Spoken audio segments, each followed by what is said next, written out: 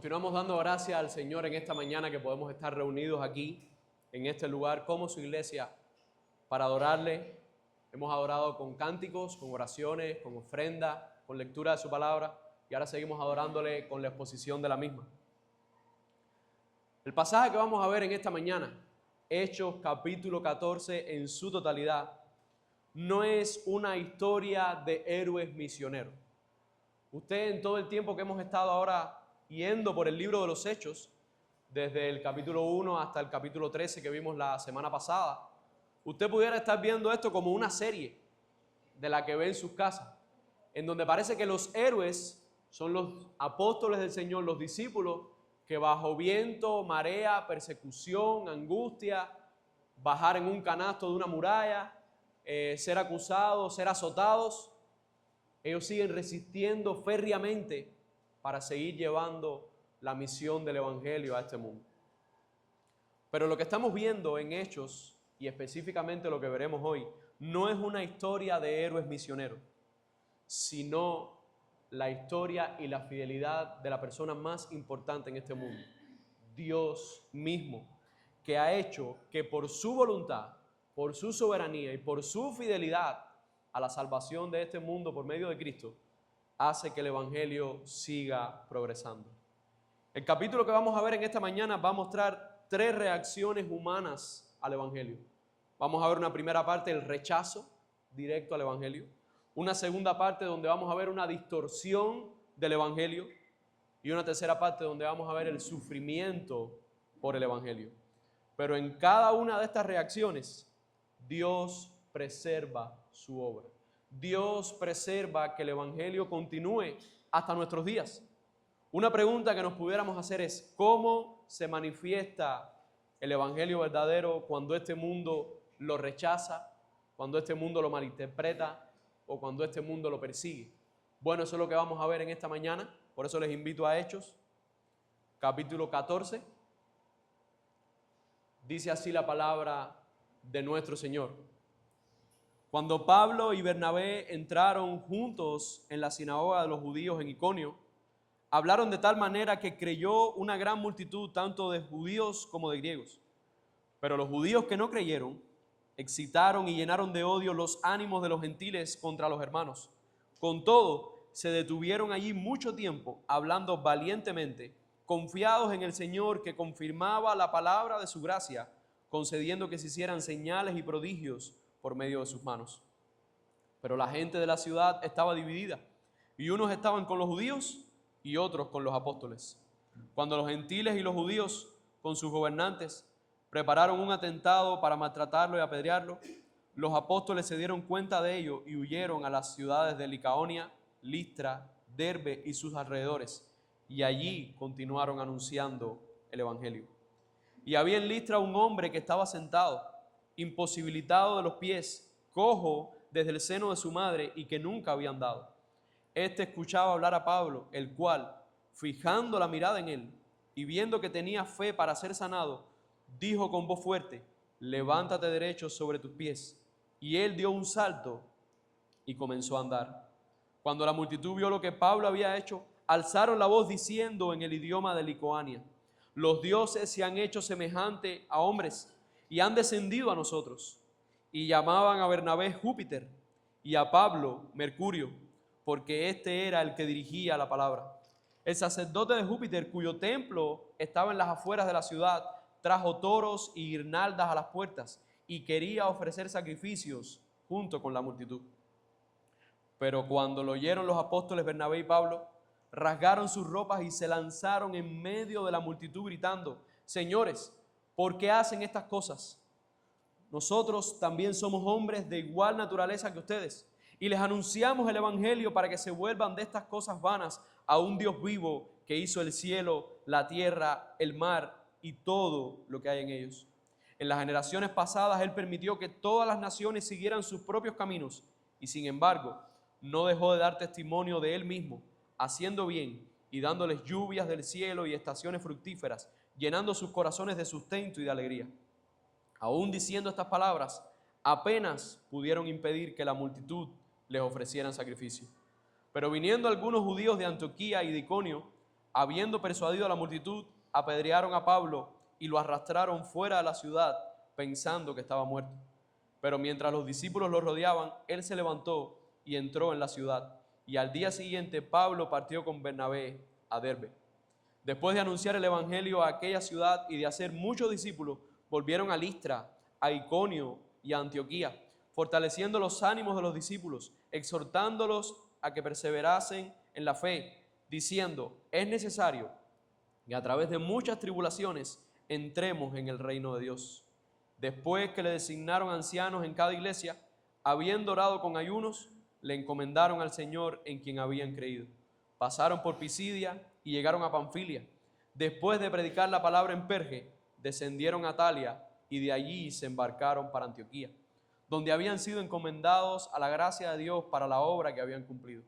Cuando llegaron y reunieron a la iglesia, informaron de todas las cosas que Dios había hecho con ellos y cómo había abierto a los gentiles la puerta de la fe, y se quedaron mucho tiempo con los discípulos. Oramos, hermanos. Padre, te damos gracias, Señor. Gracias por esta tu palabra, Señor. Permítenos ahora en esta mañana, Señor, ser expuestos a ella, Señor.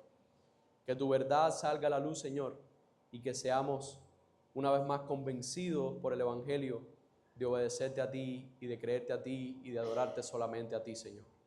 Te lo pedimos todo en el nombre de tu Hijo Jesús. Amén. Hermanos, la verdad que tenemos en el pasaje de esta mañana en Hechos 14 es la siguiente: el evangelio avanza por la gracia de Dios, no por la gloria humana. Se lo repito una vez más: el evangelio avanza por la gracia de Dios, no por la gloria humana. Y esta verdad la vamos a poder ver en tres grandes secciones. La primera sección van a ser los versículos del 1 al versículo 7, en donde vamos a ver cómo el evangelio divide, pero aún en medio de esa división que produce el evangelio, hay salvación por la gracia de Dios. Si usted va conmigo a los primeros versículos de ese capítulo 14, nos viene narrando de que cuando Pablo y Bernabé entraron juntos en la sinagoga de Iconio, hablaron de tal manera que creyó una gran multitud, tanto de judíos como de griegos. Si nosotros nos acordamos lo que vimos el domingo anterior, Pablo había dado un gran discurso en Antioquía de Pisidia, en donde gentiles los habían escuchado en la sinagoga, judíos también, y pidieron que al otro sábado les volviera a hablar. Pero cuando los judíos vieron la gran multitud de que prácticamente toda la ciudad gentil estaba escuchando, el orgullo de ser parte de la nación de Dios no les permitía que los gentiles también tuvieran la salvación. ¿Y qué hicieron? Rechazaron el evangelio y condenaron, incluso blasfemaron en contra de lo que hacía Pablo. Al punto de que al final Pablo junto con Bernabé les dice: si ustedes cierran la puerta, con más razón todavía le predicaremos a los gentiles de esta gran salvación. Y después los judíos instigaron a personas importantes de la ciudad para que sacaran a Pablo y Bernabé. Pablo y Bernabé limpiando el polvo de sus zapatos en señal de que ya habían sido condenados por rechazar el evangelio, se fueron a Iconio. Y entonces es donde estamos ahora presentes en Hechos 14. En Iconio, en una sinagoga de Iconio, Pablo, Lucas no nos quiere dar el detalle concreto de cómo fue que habló Pablo y cómo fue que habló Bernabé el evangelio, pero el detalle que nos da es que muchas personas, tanto judíos como griegos, se convirtieron al Señor. Una gran multitud se convirtió al creo.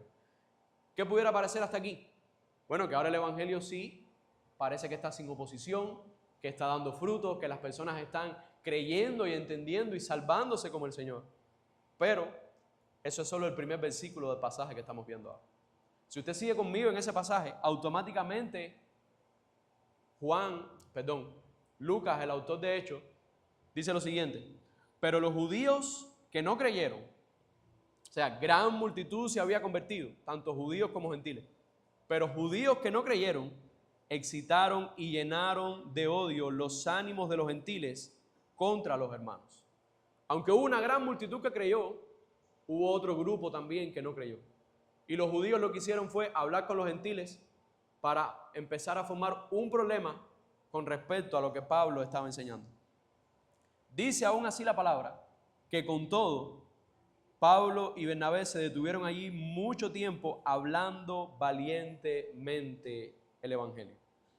El mismo mensaje que se había dado en Antioquía de Pisidia, ahora había dado fruto. El mismo mensaje que había levantado oposición en Antioquía de Pisidia, levantó oposición aquí. Y la misma valentía con la que Pablo y Bernabé seguían predicando el Evangelio, la estaban teniendo en este lugar.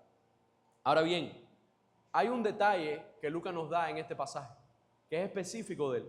Fíjense que después de que dice que por mucho tiempo hablaron valientemente, continúa el versículo diciendo, confiados en el Señor, que confirmaba la palabra de su gracia, concediendo que se hicieran señales y prodigios por medio de sus manos. Hermanos, Dios es quien confirma el Evangelio. Pablo y Bernabé eran misioneros, eran enviados, apóstoles, instrumentos en las manos de Dios para llevar las buenas nuevas de salvación a esta y las otras ciudades que estaban haciendo en su camino misionero. Pero quien confirma la palabra, quien refuerza la palabra, quien le da sustento a la palabra, no es el ser humano, es Dios mismo. Dios mismo está comprometido con su palabra. Dios mismo está comprometido con lo que Él ha prometido a este mundo por medio de Cristo Jesús. ¿Y qué ha prometido Cristo en el Evangelio? ¿Qué ha prometido Dios en el Evangelio? Sencillo. Todo aquel que se arrepiente de sus pecados, todo aquel que reconoce que es un ser humano que peca, que hace cosas indebidas delante del Señor, no que las hizo hace 10 años, un pecado escandaloso, sino que día tras día hacemos cosas que a Dios no le agrada y eso Dios le llama pecado. La promesa de Dios es que aquel que confiesa sus pecados, reconoce que es pecador delante de Dios y que se arrepiente de esas malas decisiones, de esos malos pensamientos, de esas malas conversaciones y pone su confianza, pone su fe, pone toda su esperanza en Cristo Jesús como su Salvador, como aquel que cargó todos esos pecados en la cruz para que no hubiera condenación por ellos. Dios promete que esa persona es salva. Y Dios es fiel a eso. Por eso el Evangelio donde llega, sí, como ahora aquí en Iconio, crea división. Sí, hay gente que lo rechaza, hay gente que no quiere saber de él, hay gente que no quiere reconocer que es pecador. Hay gente que aún cuando reconoce que es pecador, no quiere arrepentirse. Dice, no, eso ya pasó, la vida sigue, solo se vive una vez, yo voy a seguir. Pero Dios es fiel a ese Evangelio. Como mismo hay personas que rechazan el Evangelio, hay personas que por la voluntad y la soberanía de Dios creen en el Evangelio. Y gracias al Señor, no por méritos de nosotros, como estuvimos cantando ahora, sino por la maravillosa obra de Dios, su iglesia es ese pueblo que ha creído y que se sostiene por medio del Evangelio. Aunque la ciudad está dividida, ellos siguieron predicando valientemente el Evangelio porque Dios es quien confirma el Evangelio. Cuando nos acercamos ahora del versículo 4 al versículo 7, aun cuando estuvieron tiempo hablando valerosamente el Evangelio en esta ciudad, dice el versículo 4, pero la gente de la ciudad estaba dividida. Unos estaban con los judíos y otros con los apóstoles. O sea, ellos habían ido a predicar primeramente a la sinagoga. Pero como se quedaron tanto tiempo en la ciudad, eso fue notorio en toda la ciudad. Y aún la propia ciudad estaba dividida. Algunos estaban de acuerdo con los judíos, estas personas no tienen que estar aquí, están trayendo cosas nuevas, no queremos saber nada de eso. Y otras personas estaban de acuerdo con que se siguiera enseñando y anunciando el mensaje de salvación. Dice, cuando los gentiles y los judíos, con sus gobernantes, prepararon un atentado para maltratarlos y apedrearlos, los apóstoles se dieron cuenta de ello y huyeron a las ciudades de Licaonia, Listra, Derbe y sus alrededores, y allí continuaron anunciando el Evangelio.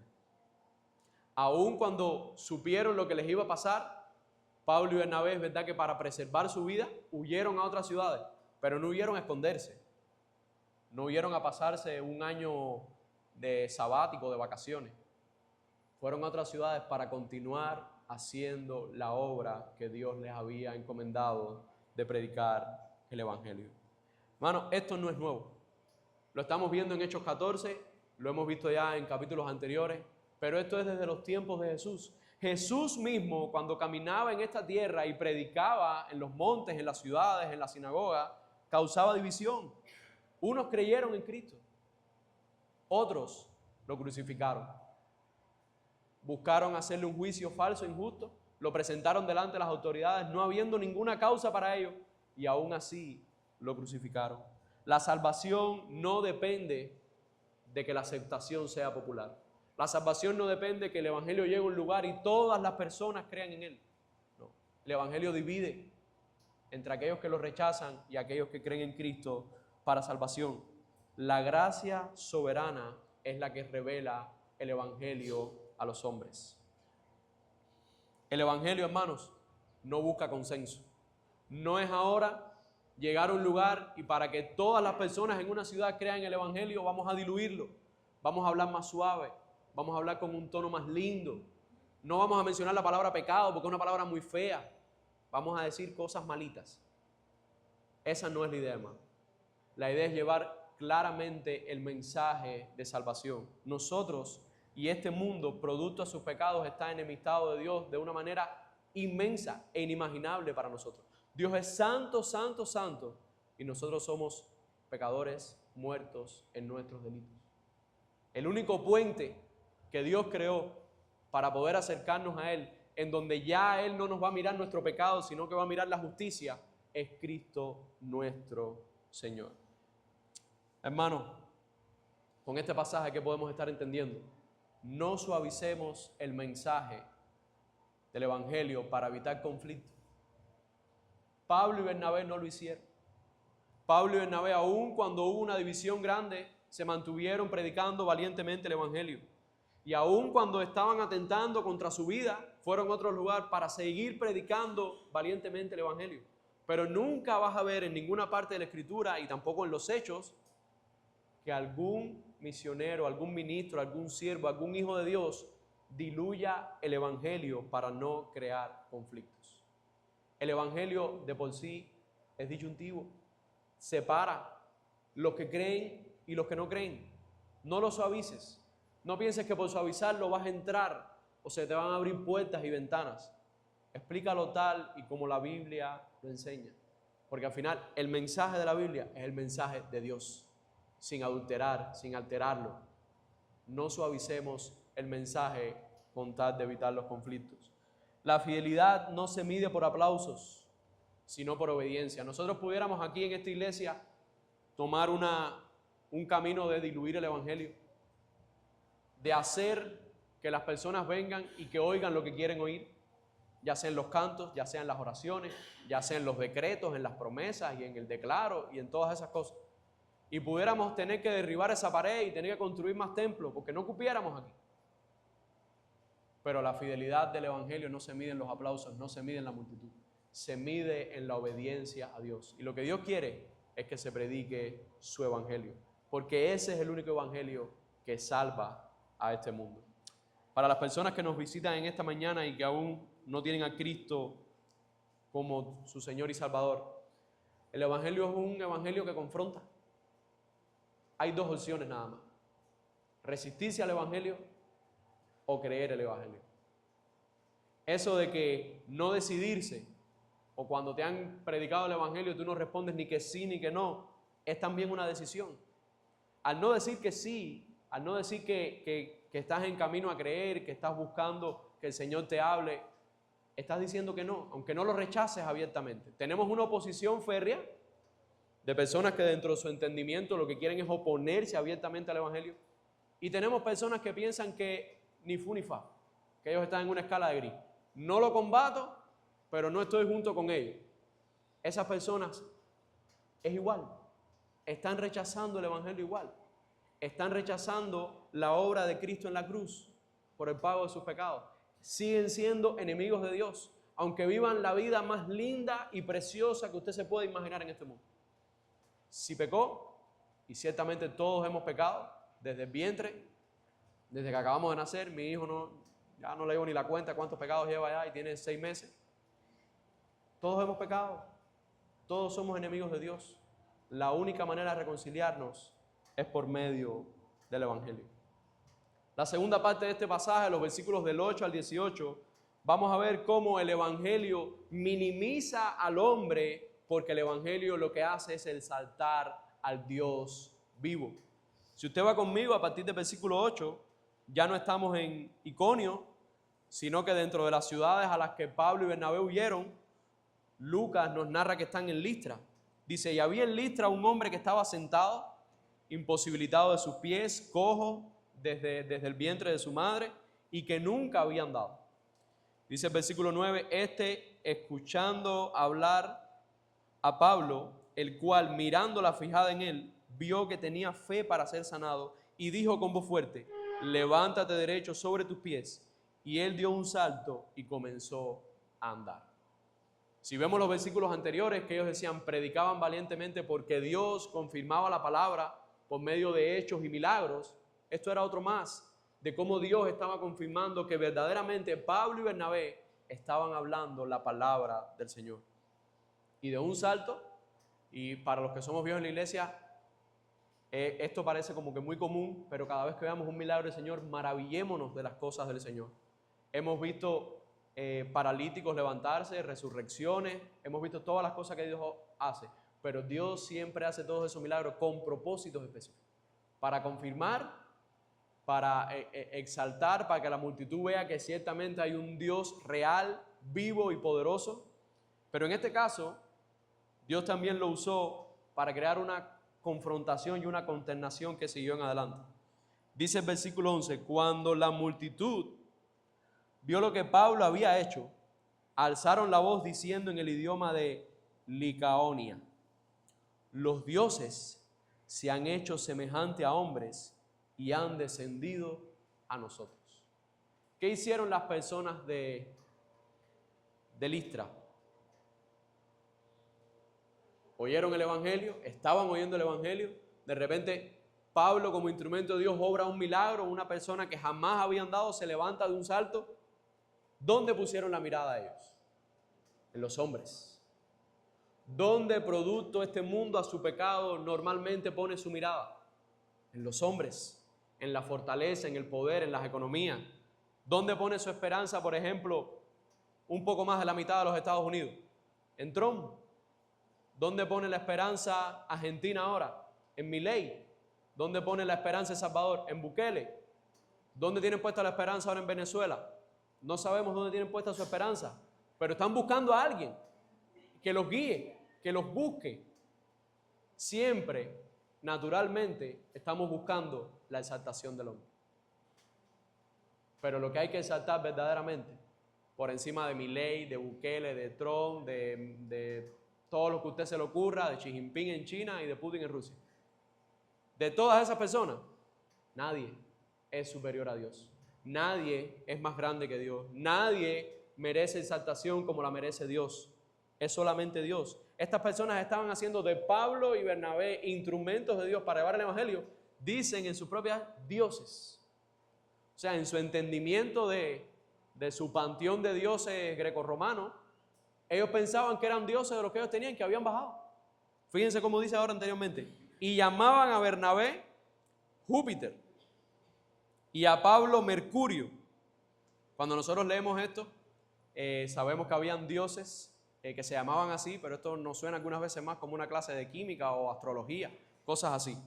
Pero la idea es que ellos relacionaron, este es este. Fíjense que dice, y Pablo era Mercurio porque este era el que dirigía la palabra. Mercurio era un dios que era como el vocero de los dioses, el que daba los anuncios de parte de Dios. Entonces ellos habían asociado las cosas.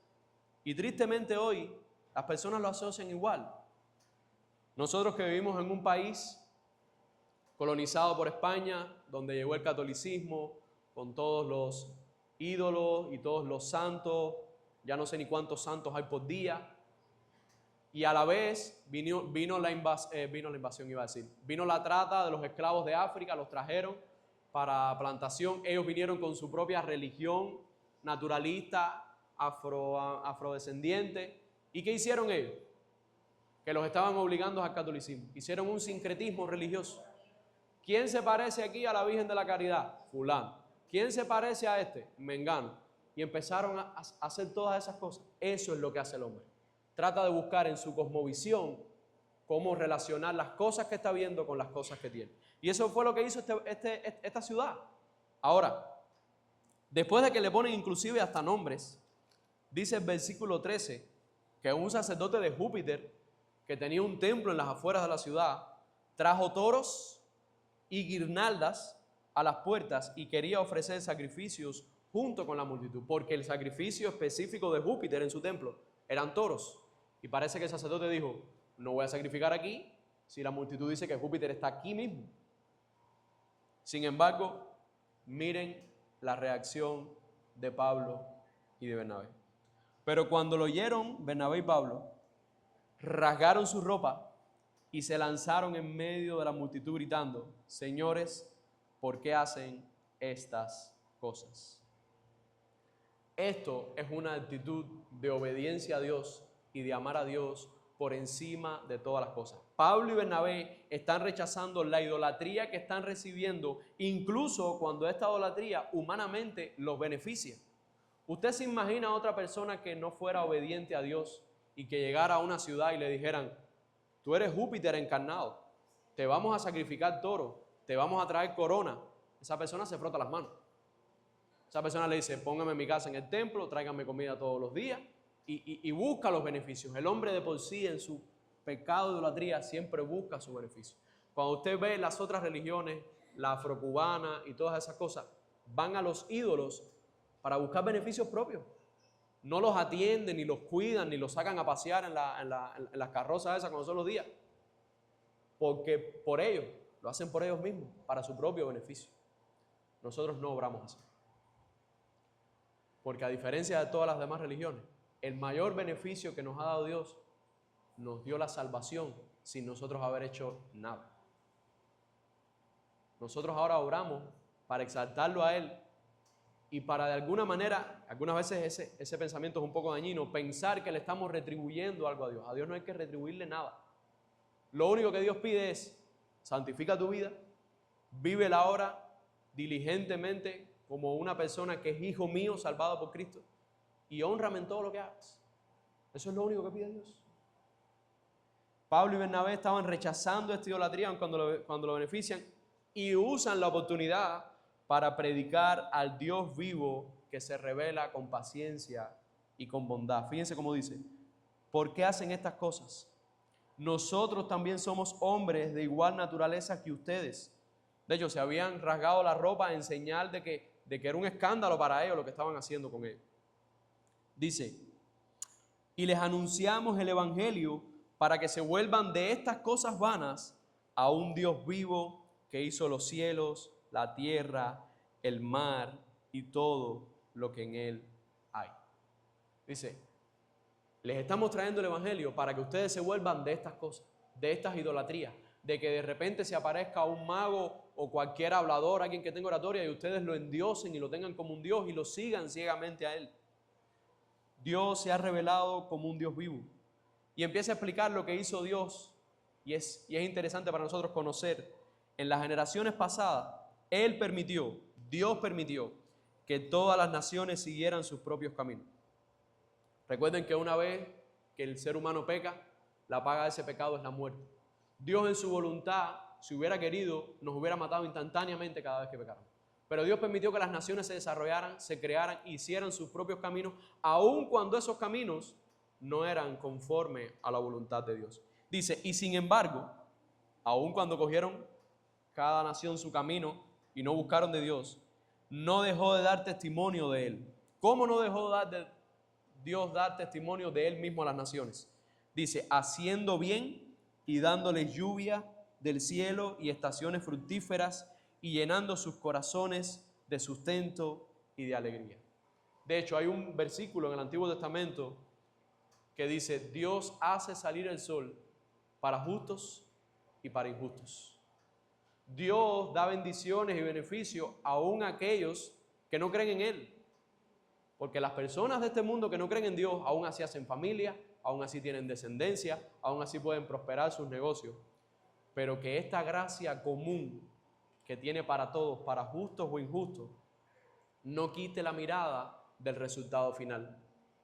El resultado final es que si tú no te has puesto a cuenta con Dios por medio de Cristo, el juicio viene. Por muy próspero que tú hayas sido, por muy bendecido que tú hayas sido, si no te has arrepentido de tus pecados y creído en el Evangelio, el juicio de Dios viene al final. Dice versículo 18, aún diciendo estas palabras, Pablo y Bernabé apenas pudieron impedir que las multitudes les ofrecieran sacrificio. O sea, como que los convencieron con lo mínimo para no pensar de verdad que ellos eran Júpiter y Mercurio. Pero como hijos obedientes del Señor no permitieron que se les sacrificara. Hermanos, hay peligro en negar a Dios. Y cuando nosotros predicamos el Evangelio y el Evangelio es rechazado, hay peligro en eso. Pero más peligro hay también de sustituirlo, de hacer sincretismos, de pensar que sí, que mi familia o mi amigo o mis hijos sí están buscando de Dios porque ellos dicen creer en Dios, pero creen en Dios a su manera. Eso lo estaba hablando hace poco con algunos hermanos esta semana. Cuando alguien dice que cree en Dios a su manera, no está creyendo en el Dios verdadero. Está creyendo en un Dios que se está haciendo en su imagen y para su beneficio. Y le puede poner que su Dios es Dios y que Cristo es Cristo y que murió y todas esas cosas. Pero si no sigue la palabra del Señor, que fue lo que Él reveló, es un Dios ficticio. Entonces no ponga su esperanza en eso. El ser humano siempre quiere un Dios manejable, un Dios que ellos puedan, mira, yo te di sacrificio esta semana no hay nada para darte, así que vamos a esperar a la que viene. O cuando estás apurado, porque hay un problema, ahí sí le pide, le trae todas las velas, le trae todo lo que manda. Y después cuando sales de ese problema, tranquilidad. No te preocupes, él está bien, le puso un vasito con agua. Esa no es la idea del Dios manejable. Dios quiere que nosotros seamos hijos suyos 24 horas del día, los 7 días de la semana, todas las semanas del año. Que nosotros le adoremos, hagamos lo que hagamos. Estamos limpiando nuestro hogar, hacerlo con excelencia para la gloria del Señor. Estamos trabajando con excelencia e integridad para la gloria de Dios. Estamos educando a nuestros hijos con excelencia y con paciencia para la gloria del Señor. Todas las cosas que hagamos es para la gloria de Dios. Se humilló Cristo en el Evangelio, se humilló en la cruz no para ser exaltado por los hombres. De hecho, nunca le dieron la exaltación a Cristo, sino para salvar a los pecadores. El hombre no hay que exaltarlo. A quien hay que exaltar es a Cristo, a Dios mismo, vivo, que vino para salvarnos de nuestros pecados. ¿Cómo podemos entonces aplicar esto a nuestras vidas? El éxito de cómo nosotros servimos al Señor, tenemos que tener cuidado con él, porque puede convertirse en idolatría. Pablo y Bernabé, al tener éxito de predicar el Evangelio y de sanar a un cojo, la multitud pudo haberles cambiado su mente y haberse hecho paz de dioses allí mismo, en Listra.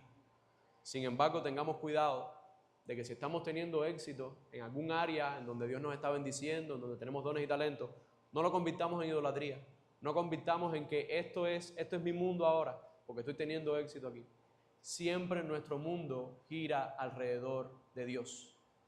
No debe girar alrededor de más nada. Dios, familia, servicio a Dios. Ahí usted puede poner Dios, familia, ministerio.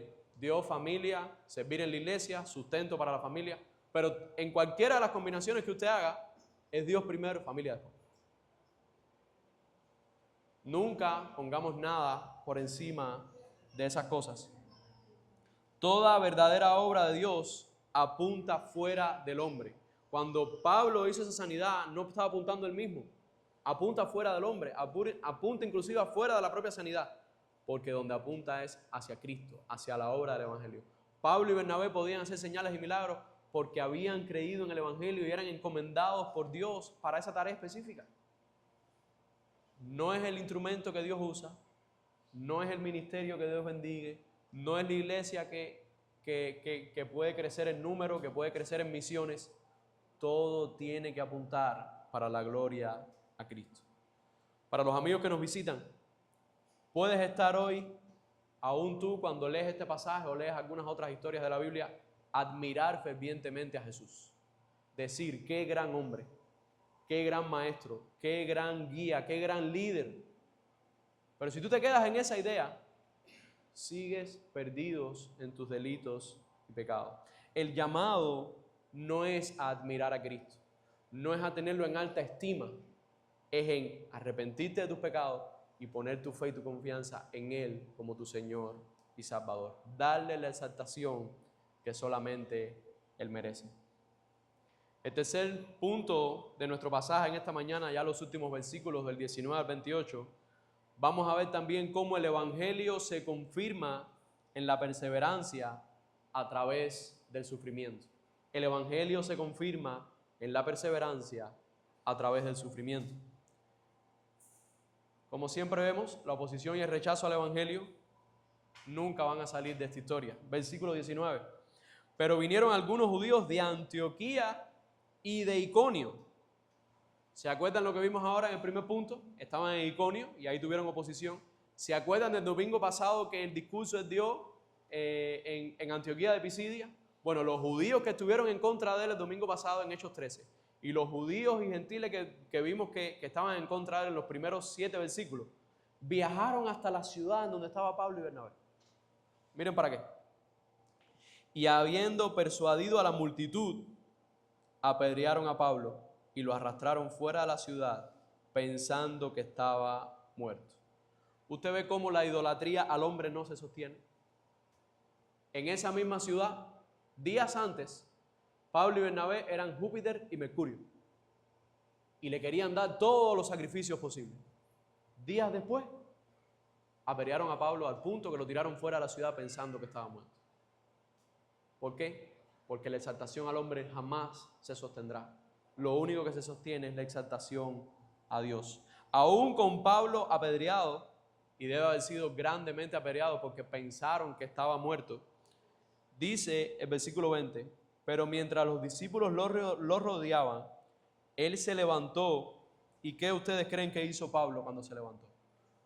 Cualquier persona normal se hubiera ido. Cualquier persona normal hubiera buscado refugio fuera de la ciudad, sanar las heridas. No, dice que él se levantó y entró a la ciudad. La misma ciudad que le había acabado de apedrear. Ustedes ven la perseverancia. Podemos mirar humanamente a lo mejor la valentía de Pablo y de Bernabé, pero esa valentía donde está sustentada, donde no la tuviéramos nosotros humanamente, está sustentada en Cristo y en el Evangelio. Esa es la perseverancia por la que Pablo y Bernabé se movían. Dice que entró a la ciudad y al día siguiente entonces fue cuando partió junto con Bernabé a Derbe. Y dice a partir del versículo 21, después de anunciar el Evangelio a aquella ciudad y de hacer muchos discípulos, volvieron a Listra, en donde lo habían apedreado, volvieron a Iconio, en donde habían acabado de hacer un complot para maltratarlo, y volvieron a Antioquía, en donde también los echaron. ¿Qué nos dice eso de Pablo y Bernabé? Que a pesar de todo el sufrimiento físico, ellos seguían sin abandonar la misión que Dios les había encomendado. ¿Cómo podemos ver eso hoy para nosotros? Vienen problemas, vienen vicisitudes. Ahora mismo estaba hablando con otro hermano, yo sigo diciendo hermanos para no decir nombre, de que lo que ha venido a nuestro país, específicamente a nosotros en nuestra ciudad con esta enfermedad, es algo increíble. Las personas que empezaron más temprano, a lo mejor ya están bastante recuperados. Las personas que empezaron a mitad todavía están convalecientes. Los que empezaron más tarde todavía están convalecientes. Y eso es una prueba que ha venido para este mundo y donde estamos sin medicamentos y sin nada, pero para la iglesia. ¿Cómo humanamente pudiéramos decir algunas veces, no, que me siento tan mal? Voy a ver si para el domingo que viene me siento mejor, a ver si voy a la iglesia. Y no estoy diciendo ahora, tampoco quiero poner un parche, de que si usted abre los ojos, está vivo y respira, venga aunque sea arrastrándose a la iglesia. Pero tengamos cuidado la línea fina entre, es verdad que estoy incapacitado para ir a la iglesia, a me siento un poquito mal, mejor no voy a la iglesia. Porque una de las cosas, no para salvación, sino para el sostenimiento del creyente, es la comunión entre hermanos. Es el adorar a Dios juntos, es el escuchar su palabra. Que esos sufrimientos no sean impedimento para continuar la misión que nos ha dejado. Y una de las misiones que nos ha dejado el Señor es vivir como familia de fe. Dice que regresa a todas estas ciudades en donde prácticamente le habían hecho muchas cosas malas. Y dice la palabra del Señor regresó para lo siguiente, fortaleciendo los ánimos de los discípulos. Los creyentes que se habían quedado en cada ciudad, ellos viraron para animarlos, para exhortarles y para que perseveraran en la fe. Y les dijo una frase, Pablo y Bernabé le dijo la siguiente frase a cada uno de los hermanos: es necesario que a través de muchas tribulaciones entremos en el reino de Dios. ¿Qué está diciendo Pablo y Bernabé aquí? ¿La vida del creyente es una vida fácil? No es una vida fácil. Cuando uno se convierte al evangelio, se le van los problemas económicos, se le van los problemas de salud, se le van los problemas de cualquier índole. No, al contrario, crean nuevos problemas, porque este mundo va completamente ahora en oposición a la verdad del evangelio. ¿Usted quiere resumir esta frase que dijo Pablo y Bernabé con una frase de Jesús? En el mundo tendréis aflicción. El camino para el reino es de muchas tribulaciones, pero Cristo también dijo lo siguiente: pero confíen, yo he vencido al mundo. Hermano, nuestra esperanza está segura en Cristo. Es como saber que usted está en un camino y usted no sabe lo que le viene, es de noche, usted no tiene linterna, usted no sabe cuántos huecos, charcos, ramas, animales se le puede aparecer por el camino. Pero usted sabe que si usted sigue transitando ese camino y perseverando, a pesar de las dificultades, la luz está al final. La luz que no se apaga por la eternidad, la luz que lo va a preservar, que lo va a cuidar. Ese es el camino del creyente, lleno de adversidades en este mundo, pero tenemos la certeza, y por eso podemos caminar, y por eso podemos levantarnos, y por eso podemos tener nueva fuerza. Tenemos la certeza de que Dios nos espera al final. Todo termina, hermanos, después de que soltaron a estos hermanos, designaron ancianos en cada iglesia, habiendo orado con ayunos, y los encomendaron al Señor en que habían creído. Un dato curioso: una de las cosas que nosotros sostenemos como iglesia es el pluripastorado. Varios pastores en la misma congregación. Si usted se fija en este versículo, dice que después designaron ancianos en cada iglesia. O sea, Pablo y Bernabé dejaron en cada iglesia creada varios ancianos. Porque si no hubiera dicho y designaron un anciano a cada iglesia. Es una manera también de que podemos ver por la propia palabra, que la palabra muestra de que Dios le dejó a su pueblo, su pastor es Cristo, su guía es Cristo. Nada va a sustituir a Cristo y a la palabra. Pero Dios dejó administradores en plural a cada congregación para que pudieran guiarlos. Dice que después pasaron por Pisidia, llegaron a Panfilia, siguieron predicando la palabra en Perfe, descendieron a Atalia y de allí se embarcaron para Antioquía. Recuerde que hay dos Antioquías: Antioquía de Pisidia, que vimos en el capítulo 13, que fue donde predicaron, y Antioquía, donde fue la ciudad donde se llamaron por primera vez cristianos, que fue de donde ellos partieron. Cuando dice aquí, y de ahí se embarcaron para Antioquía, es esa Antioquía. Dice, donde habían sido encomendados a la gracia de Dios para la obra que habían cumplido. Y termina el pasaje diciendo, cuando llegaron y reunieron a la iglesia, informaron de todas las cosas que Dios había hecho con ellos y cómo había abierto a los gentiles la puerta de la fe, y se quedaron mucho tiempo con los discípulos. ¿Qué podemos aprender aquí? Es bueno, es de ánimo, es de exhortación que cuando nosotros estamos obrando de parte del Señor, o específicamente cuando tenemos misiones, después se venga a la iglesia y se dé un informe. ¿Por qué? Porque eso anima a la iglesia. Porque la iglesia puede ver el avance del evangelio. Porque la iglesia puede ver la voluntad de Dios para que el evangelio se siga extendiendo. Cuando usted vea en el grupo de la iglesia de WhatsApp que salimos a las distintas misiones o que hay una campaña de evangelismo y usted vea fotos de la campaña, no piense que es que los hermanos que suben la foto se están vanagloriando o están buscando exaltarse. No, hermano, esa no es la idea. La idea de esa foto es para que usted se goce, para que usted sea animado, para que usted sea exhortado y que vea también los frutos del evangelio cuando desde el lugar de nosotros, desde nuestra casa, no los podemos ver. Así que siempre siéntase motivado por esas cosas y motívese también a ser parte de eso. A que cuando hay un evangelismo, ya sea en Tuinucú, en Las Tosas, en el Entronque o en las distintas células en la ciudad, usted pueda sacar un tiempo y servir también al Señor de esa manera. Hermano, lo que vimos en este tercer punto es que aún cuando Pablo y Bernabé sufrieron por el Evangelio, este no quedó invalidado por eso. El Evangelio no se detuvo. Al contrario, cuando hay sufrimiento por predicar el Evangelio, significa que estás predicando el Evangelio correcto. Si no, ve a otros lugares de reunión, no les voy a llamar iglesia, en donde se predica cualquier cosa que no es el Evangelio. Usted no ve oposición ninguna. Usted ve que eso se desarrolla y crece, y crece, y crece, y crece, y crece. Esa no es la idea. Siempre habrá rechazo por el Evangelio, pero eso significa que lo estamos haciendo bien. Cristo fue rechazado. Cristo fue herido. Cristo fue muerto. Pero Cristo se levantó y abrió la puerta a la vida eterna por la fe en Él. La perseverancia cristiana no es un fruto de nuestras propias fuerzas. No es que nosotros ahora, si sufrimos por el Evangelio, nos levantamos porque tenemos energía. No. La perseverancia cristiana es fruto del Evangelio que está en nosotros.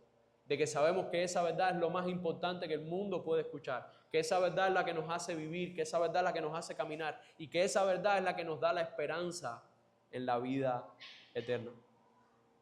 La fe verdadera persevera porque Dios la sostiene. La fe en los hombres ya no nos basta con trenes, también nos pasa en avión. La fe en los hombres no persevera, porque los hombres van y vienen. Hoy es el presidente, mañana está preso. Creció un imperio, se derrumbó porque no hubo descendencia. Esa no es la fe que persevera. La fe auténtica en Dios es la única que persevera porque Dios mismo la sostiene. El camino al reino de Dios es estrecho. Y se los dije en una imagen anterior. Puede ser oscuro, no tienes cómo alumbrarte, no sabes si va a haber un hueco, una rama que sale, un animal, lo que sea. Es estrecho, es difícil, es angosto. Pero es un camino de seguridad, de salvación y un camino que Dios te llama a recorrer. Para los amigos que nos visitan, el Evangelio no te promete una vida fácil. Yo no estoy aquí para decirte que el Evangelio va a facilitar tu vida, pero sí te promete una vida eterna. Sí te promete una esperanza. Sí te promete un refugio y sustento en medio de la melancolía y la desesperanza que pueda haber en este mundo. Cristo sufrió para que tú no mueras en tus pecados. Cristo se entregó para que tú no cargues con la condenación justa que mereces por pecar.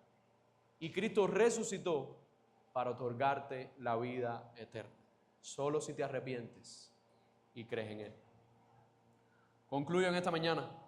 Hechos 14 nos confronta con un evangelio que no se acomoda a este mundo, que no glorifica al hombre y que no evita el sufrimiento de la cruz.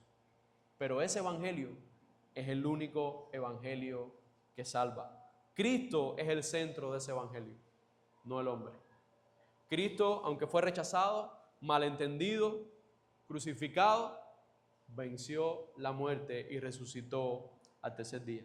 La pregunta que nos tenemos que hacer: ¿estás resistiendo el evangelio? ¿Estás usándolo para tu propia gloria? ¿O estás perseverando por la gracia de Cristo?